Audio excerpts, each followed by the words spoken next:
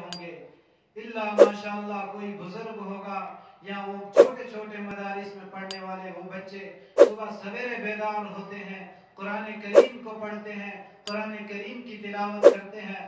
آپ کو معلوم ہونا چاہیے جب پوری امت رات کو سوئی ہوتی ہے، پوری قوم رات کو سوئی ہوتی ہے، آرام سے اس سردیوں کے موسم میں لحاف لے کر ہم سوئے ہوتے ہیں، لیکن وہ مدارس کے بچے، چھوٹے چھوٹے بچے سردیوں میں بھی اپنی اس پریشانی کو دور کرتے ہیں اور اٹھتے ہیں، ٹھنڈے پانی سے منہ دھوتے ہیں، قرآن کریم پڑھتے ہیں۔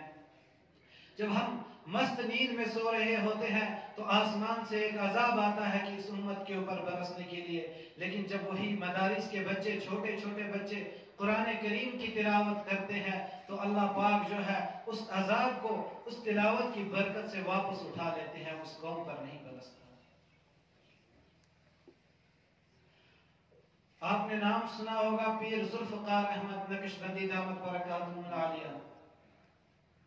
وہ کہتے ہیں کہ میں ایک مرتبہ باہر ایک ملک میں گیا تو وہاں پر ایک خاتون آئی، دوڑتی ہوئی میرے پاس خاتون آئی۔ جب خاتون میرے سامنے پہنچی تو کہنے لگی حضرت آپ کے پاس قرآن کریم ہے؟ اور ان کا معمول تھا سفر میں قرآن کریم کا ایک چھوٹا سا نسخہ ہے اپنے ساتھ رکھتے ہیں۔ وہ کہا ہاں میرے پاس قرآن کریم موجود ہے، کیا کرنا ہے؟ کہا ذرا مجھے دکھاؤ۔ جب انہوں نے اس کو قرآن پاک دکھایا تو عورت جو ہے کبھی اس کو اپنی آنکھوں سے لگاتی ہے، کبھی سینے سے لگاتی ہے، کبھی چومتی ہے۔ حضرت بہت دیر دیکھتے رہے کیا معاملہ ہے، آخرکار وجہ پوچھی، کہا آپ کیوں دیکھ رہے ہو؟ آپ ایسے قرآن مجید کو کیوں چوم رہے ہو؟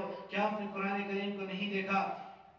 کہتی ہے حضرت اس وقت میری عمر جو ہے 40 سال کی ہو چکی ہے، لیکن میں نے قرآن کریم کو نہیں دیکھا، وہ قرآن کریم کیسا ہے؟ یہ آج کے مسلمانوں کا حال ہے۔ ہم اپنے بچوں کو فرنگی کی تعلیم تو دیتے ہیں لیکن اسلام کی تعلیمات سے دور رکھتے ہیں۔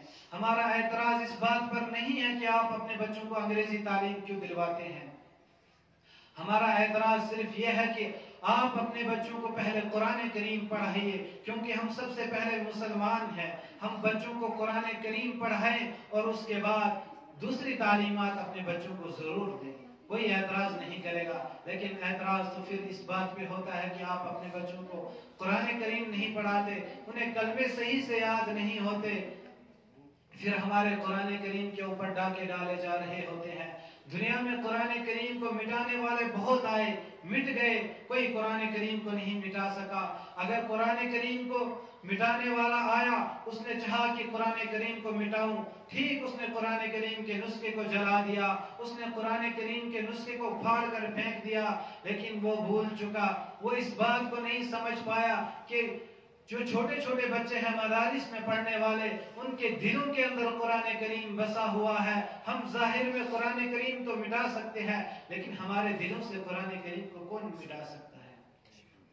جب ہم قرآن کریم پر محنت کریں گے، قرآن کریم کو پڑھیں گے، تب یہ بات ہوگی۔ جب ہم قرآن کریم نہیں پڑھیں گے، قرآن کریم کو نہیں سمجھیں گے تو پھر چاروں طرف سے جو ہے ہمارے اسلام کے اوپر، قرآن کے اوپر زبان درازی کرنے والے اور زیادہ نکلتے جائیں گے۔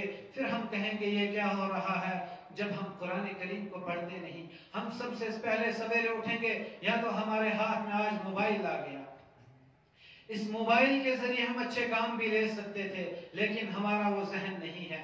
جب ہم آہستہ آہستہ گناہ کرتے ہیں، ہمارے دلوں کے اوپر ایک کالا دھبا بن جاتا ہے، وہ دھبا بن جاتا ہے تو وہ مٹنا جو ہے بعد میں مشکل ہو جاتا ہے۔ تو ہم سب سے پہلے اٹھتے ہیں، یا تو ہم برش لیں گے، برش کرنے چلے جائیں گے، نماز بھی نہیں پڑھیں گے، 8-9 بجے اٹھیں گے، کیونکہ جو نماز دین کا ستون تھا اس کو ہم نے چھوڑ دیا۔ قرآن کریم کہاں پڑھیں گے؟ پھر جب ہم 10 بجے اٹھیں گے، ناشتہ کریں گے، پھر کپڑے پہنیں گے، آفس چلے جائیں گے یا کوئی کام ہوگا اس کام پہ چلے جائیں گے، لیکن قرآن کریم کو نہیں پڑھیں گے۔ ہمارے گھروں میں قرآن کریم موجود ہے، ہاں ہر کسی کے گھر میں قرآن کریم موجود ہوگا، الماری میں ہوگا، سجانے کے لیے رکھا ہوگا تاکہ آنے والا دیکھے کہ اس گھر میں قرآن کریم ہے۔ ہمیں توفیق نہیں ہوتی ہے کہ ہم اگر قرآن کریم گھر میں موجود ہے، یہ اللہ کا مہمان ہے، قرب قیامت جو ہے قرآن کریم کو اٹھا لیا جائے گا۔ آپ اس کو یوں سمجھ لیجئے، آپ کے گھر میں ایک مہمان آ گیا اور اس مہمان کی آپ نے مہمان نوازی نہیں کی، اس سے پوچھا، اس کا حال چال نہیں پوچھا، تو پھر آپ کے دل میں کچھ دیر کے بعد ایک کھٹک سی پیدا ہوگی کہ ہمارے گھر میں جو مہمان آیا، ارے نہ تو ہم نے اس سے پوچھا، نہ ہم نے اس سے کھانے کے لیے کچھ کہا، نہ اس کی خیر و عافیت پوچھی۔ اسی طریقے سے یہ قرآن کریم ہمارے گھر میں جو ہے مہمان ہے۔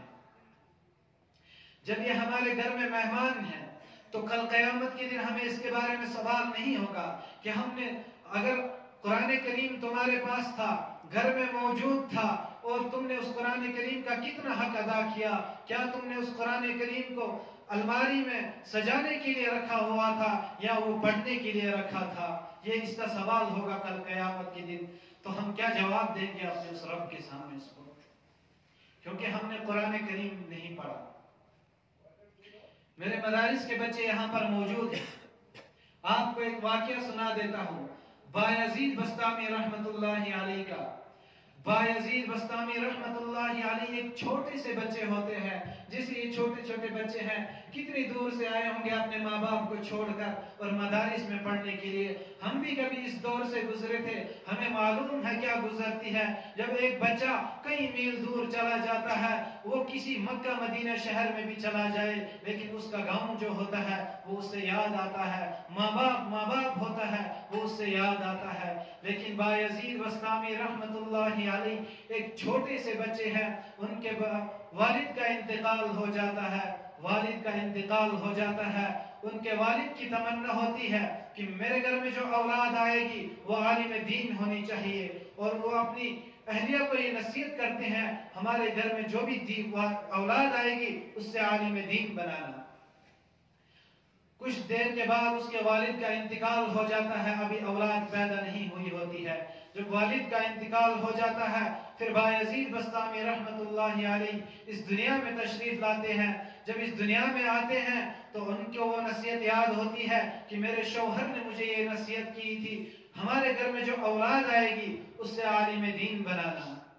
تو اس کی والدہ ویسا ہی کرتی ہے، اس بچے کو اٹھاتی ہے، دور دراز ایک مدرسے میں چھوڑ کے آتی ہے، اور اس قاری صاحب سے کہتی ہے حضرت اس کو گھر نہیں آنے دینا جب تک یہ عالم دین نہ بنے۔ تو اس کی والدہ اس کو چھوڑ کے آتی ہے، وہ بچہ پڑھنے لگتا ہے۔ آپ کو معلوم ہونا چاہیے ہمارے مدارس کے اندر جمعرات کے دن چھٹی ہوا کرتی ہے، جیسے سکول کالج کے اندر اتوار کو چھٹی ہوتی ہے، ہمارے یہاں جمعرات سے جمعہ کی تیاری کی چھٹی ہوتی ہے۔ ہم مدارس کے بچے جو ہیں جمعہ کی تیاری کرتے ہیں جمعرات سے ہی۔ تمام بچے جو ہیں گھر جانے لگے، بایزید بسطامی علیہ الرحمہ دیکھتے ہیں کہ تمام بچے جو ہیں اپنے گھر جا رہے ہیں، میں کہاں جاؤں؟ وہ گیا استاد کے پاس، کہا حضرت میں بھی گھر جانا چاہتا ہوں، مجھے والدہ کی یاد آ رہی ہے، مجھے گھر جانے دیجئے، میں بھی گھر جانا چاہتا ہوں۔ استاد نے کہا بیٹا تمہاری والدہ نے نصیحت کی ہے کہ جب تک میرا بچہ ہے جو ہے عالم دین نہ بنے اسے گھر آنے کی اجازت نہیں ہے، لیکن بچہ ہی ہوتا ہے۔ بچہ رونے لگا استاد کے سامنے۔ استاد نے کہا ٹھیک ہے بیٹا تم ایک کام کرو، میں تمہیں اتنا سا سبق دیتا ہوں۔ آج کل ہم جو ہے نا بچے قرآن کریم کا ایک صفحہ یا 2 صفحے یاد کرتے ہیں حفظ سنانے کے لیے۔ کہا بیٹا یہ تمہیں پاؤ پارا ہے، تم یاد کر کے آؤ، جب بھی تمہیں یاد ہو جائے گا تم آنا میرے پاس، میں تمہیں چھٹی دوں گا، تم گھر چلے جانا۔ وہ بچہ گیا، دیکھا کہ سب بچے گھر جا رہے ہیں، ان کو دیکھ رہا ہے، رو رہا ہے۔ پھر ایک مسجد کے کونے میں آتا ہے، نماز کی 2 رکعت پڑھتا ہے، رب کریم سے دعا کرتا ہے اور اللہ رب العزت کے سامنے ہاتھ پھیلاتا ہے۔ اللہ رب العزت کسی کو مایوس نہیں کرتے۔ اللہ رب العزت کے سامنے ہاتھ پھیلائے اور دعا کی اللہ مجھے سبق یاد کرا دینا، اور بچہ جو ہے سبق یاد کرنے بیٹھ گیا۔ کچھ دیر کے بعد سبق یاد کیا، استاد کے پاس چلا گیا، کہا حضرت اب مجھے گھر جانے دیجئے، میں سبق یاد کر کے آ گیا۔ استاد نے کہا ارے یہ بچہ اتنا سا سبق کہاں یاد کر سکتا ہے، پوری رات بچے سبق یاد کرتے ہیں پھر بھی صحیح ڈھنگ سے سبق یاد نہیں ہوتا۔ کہا ٹھیک ہے چلو اگر آپ نے یاد کیا ہے تو سنا دو۔ بایزید بسطامی علیہ الرحمہ جب سبق سنانے بیٹھے بنا غلطی کے سبق سنا دیا۔ استاد حیران ہو گیا، اب میں نے اس بچے سے یہ وعدہ کیا تھا کہ تمہیں چھٹی دوں گا کہ تم چلے جانا، اپنی والدہ سے مل کے آنا، استاد نے کہا ٹھیک ہے بیٹا جاؤ چلے جاؤ، لیکن چھٹی جب تک میں چھٹی دوں گا اس سے پہلے تمہیں واپس آ جانا ہے۔ بچہ کے بایزید بسطامی کہتا ہے ٹھیک ہے حضرت میں چھٹی سے پہلے ہی واپس آ جاؤں گا، لیکن بایزید بسطامی علیہ الرحمہ جاتا ہے، سوچتا ہے آج ماں کے ہاتھ کی پکی ہوئی روٹی کھاؤں گا، میری ماں سبزی بنائے گی، روٹی بنائے گی، میں کھاؤں گا اور اس کے بعد آ جاؤں گا۔ خوشی خوشی جاتا ہے گھر، جب گھر دروازے پر پہنچتا ہے دروازے کو کھٹکھٹاتا ہے، کہتا ہے امی دروازہ کھولیے، اندر سے آواز نہیں آتی ہے۔ جب 3-4 بار آواز لگائی تو اندر سے آواز آئی کہ کون؟ کہا میں آپ کا بیٹا بایزید ہوں۔ کہا کون بایزید؟ میرا بایزید نہیں ہو سکتا، میرا بایزید تو تبھی آئے گا جب وہ عالم دین بنا ہوگا۔ بایزید بسطامی علیہ الرحمہ دروازے کے اوپر سو گئے، کچھ دیر وہیں سوئے، جب یہ دیکھا کہ دروازہ نہیں کھل رہا ہے مایوس ہو کر لوٹے واپس، چلے آئے، پھر پڑھنے کے لیے بیٹھ گئے۔ استاد نے کہا کہ آپ ملاقات کر کے آگے؟ کہا ہاں میں گھر تو گیا تھا لیکن والدہ نے جو ہے دروازہ نہیں کھولا۔ کہا میرا بایزید ایسے نہیں آ سکتا، جب تک وہ عالم دین نہ بنے تب تک وہ گھر نہیں آ سکتا۔ تو ایسا ہی بایزید نے کہا استاد سے، کہا بیٹا ٹھیک ہے آپ اپنی محنت میں لگ جاؤ، آپ محنت کرو، آپ عالم دین بنو گے تب آپ اپنے گھر جانا۔ تو بایزید بسطامی علیہ الرحمہ ایک بہت بڑے عالم بنتے ہیں، بہت بڑے عالم بن گئے، پھر وہ اپنے گھر گئے، تب تک گھر نہیں گئے۔ عالم بننے میں صرف عالم بننے میں 8 سال لگتے ہیں۔ بایزید بسطامی علیہ الرحمہ جب عالم بن گئے تو ایک یہودیوں کی مجلس چل رہی تھی، اس مجلس میں چلے گئے، وہاں پر یہودیوں کا جو ایک بہت بڑا عالم ہے وہ تقریر کر رہا تھا۔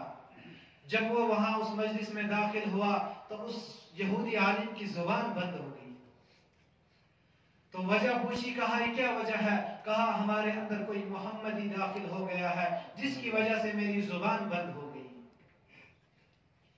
تو بایزید بس کہا کہ وہ کون ہے؟ کہا کہ یہ شخص جو ہے بایزید بسطامی علیہ الرحمہ ہے۔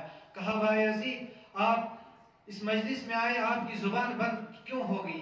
کہا کہ یہودی عالم سے کہا کہ آپ کی زبان بند کیوں ہوگی؟ کہا کہ کوئی محمدی آ گیا ہے، کوئی ایمان والا آ گیا ہے جس کے سینے میں قرآن بسا ہوا ہے، جس کے سینے میں حدیثیں بسی ہوئی ہیں، وہ ہماری مجلس میں آ گیا، اس وجہ سے کہ میری زبان بند ہو گئی۔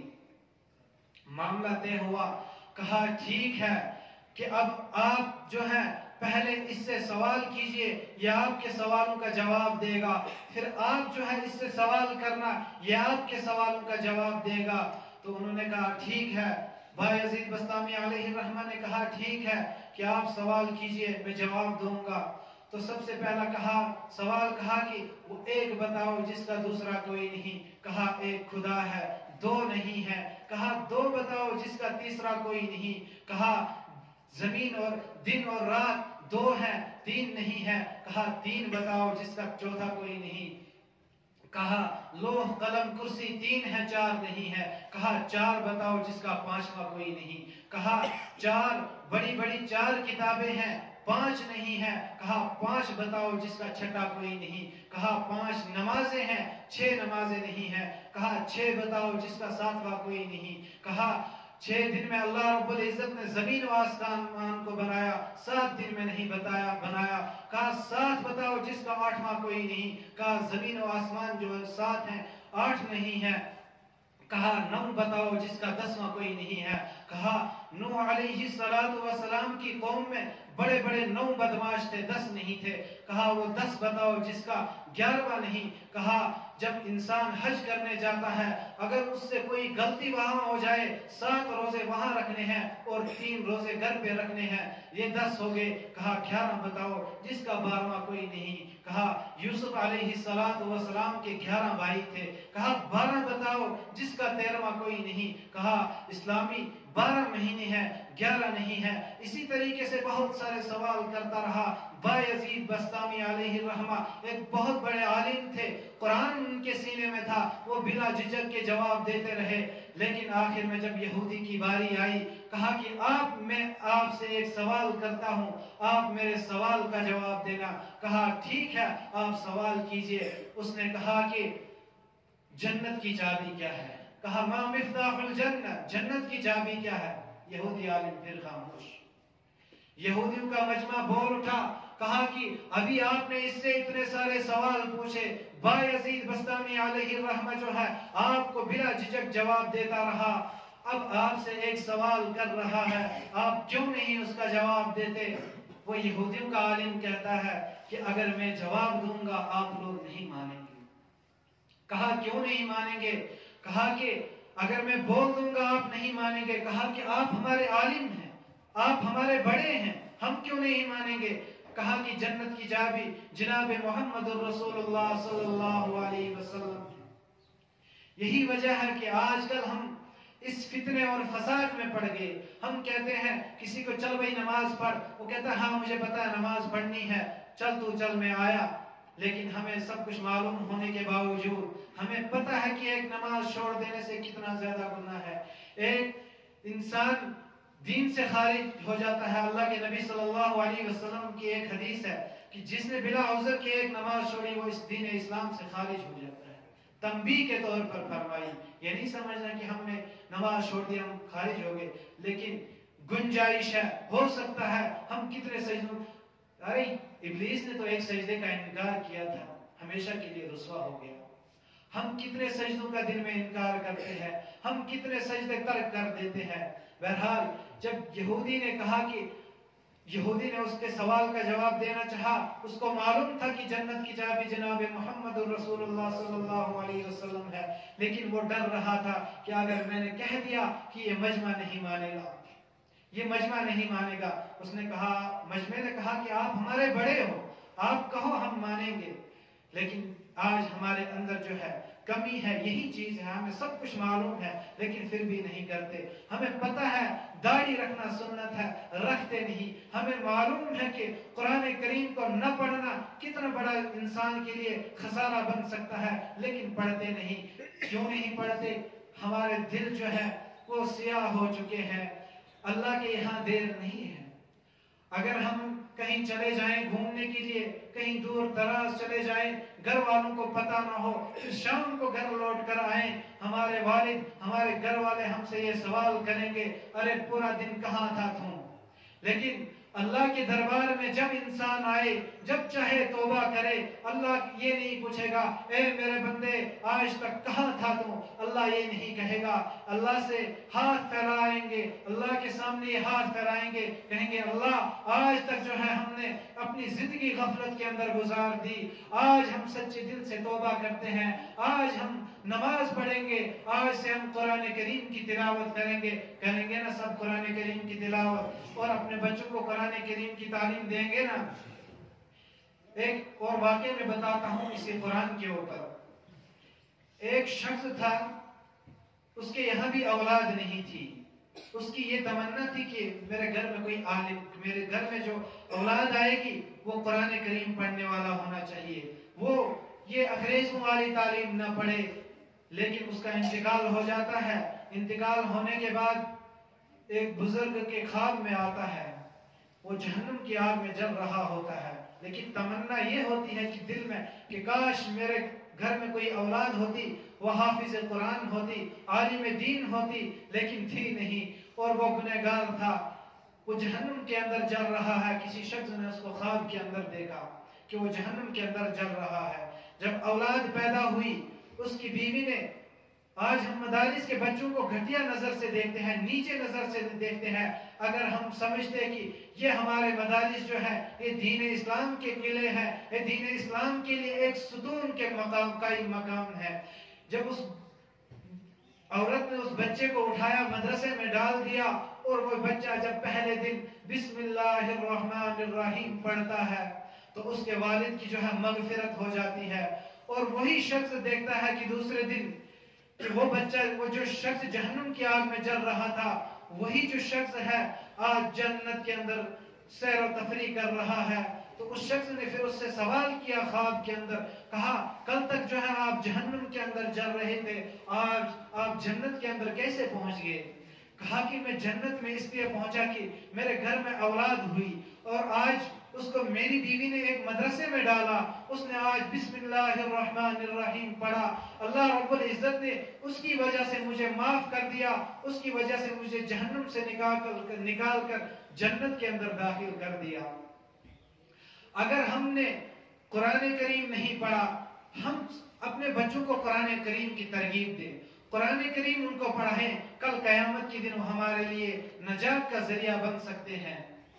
ہم چاہتے ہیں کہ ہمارا بچہ جو ہے ڈاکٹر بنے، بہت بڑا ملازم بنے، لیکن اس سے پہلے ہم مسلمان ہیں، اس کو یہ معلوم نہیں ہوتا، بہت بڑی ڈگری حاصل کر لیتا ہے لیکن قرآن کریم نہیں آتا، کلمے اس کو صحیح ڈھنگ سے نہیں آتے۔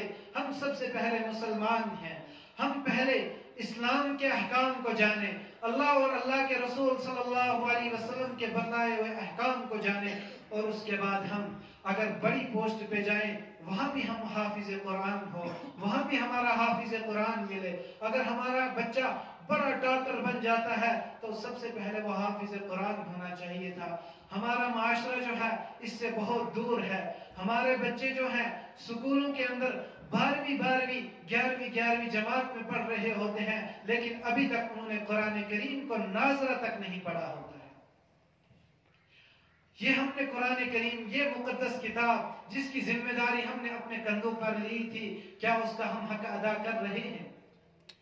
اس لیے عہد کر لو کہ جتنے ہم نے پیچھے زندگی گزار دی، جس طریقے سے گزار دی، اللہ رب العزت کے دربار میں ہاتھ پھیلاؤ، اللہ آج تک ہم نے گناہ کیے، آج تک ہم سے جو گناہ ہو گئے معاف کر دے، اللہ رب العزت معاف کر دے گا۔ اور عہد کر لیں کہ آج سے سب انشاءاللہ کہو، کریں گے نا عہد؟ کیونکہ یاد رکھنا چاہیے منافق کی 3 علامتیں ہیں: جھوٹ بولنا، دھوکہ دینا، امانت میں خیانت کرنا۔ آپ نے انشاءاللہ کہا روزانہ صبح سویرے اٹھیں، قرآن کریم کو پڑھیں۔ یہ بات یاد رکھنی چاہیے، ہمارے بزرگ جو ہے کسی کو قرآن کریم پڑھنا نہیں آتا، اگر قرآن کریم پڑھنا نہیں آتا لیکن وسعت رکھتا ہے کہ میں سیکھ سکتا ہوں قرآن کریم پڑھنا، کوئی شرم نہیں ہے۔ ہم چھوٹے بچے مدرسے میں پڑھ رہے ہوتے ہیں، ہمیں چاہیے کہ ان کے پاس جائیں، قرآن کریم کو سیکھ لیں، ان کے پاس جائیں، قرآن کریم پڑھیں۔ اور جو شخص قرآن کریم پڑھ نہیں سکتا اس کو چاہیے کہ قرآن کریم کو دیکھے، قرآن کریم کا دیکھنا بھی ثواب ہے، قرآن کریم کا پڑھنا بھی ثواب ہے۔ اگر پڑھنا نہیں آتا، خالی انگلی جو ہے قرآن کریم کے حروفوں کے اوپر پھیلائے، اس کو پڑھنے کے برابر ثواب ملتا ہے۔ اللہ پاک ہم سب کو کہنے سننے سے زیادہ عمل کرنے کی توفیق عطا